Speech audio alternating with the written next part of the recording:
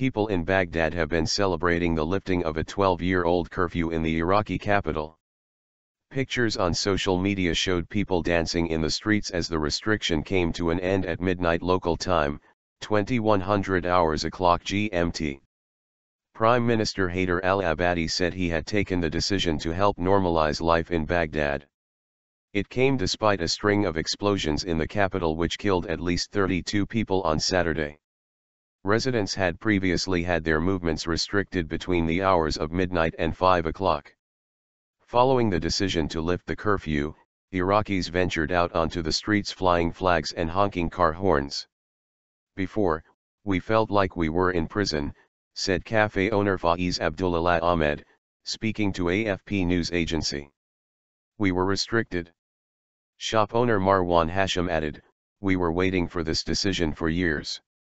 The curfew was introduced as a security measure in the violent aftermath of the 2003 US-led invasion.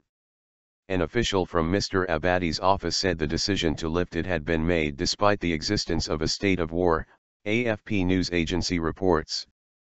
Bombings and explosions remain a fact of life for many in Iraq's capital. Ministers have also had to deal with the threat of Islamic State, IS, militants seizing large swathes of territory close to the city.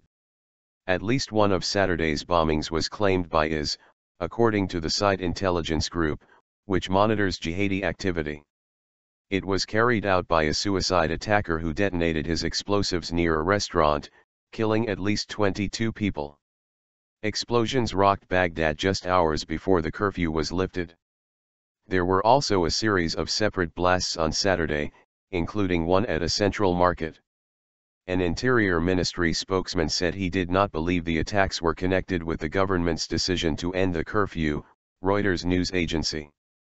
Last year there were fears that IS gunmen might attack Baghdad following their sweep across Iraq and Syria. But following Western intervention against the group, the government has regained some of its lost territory.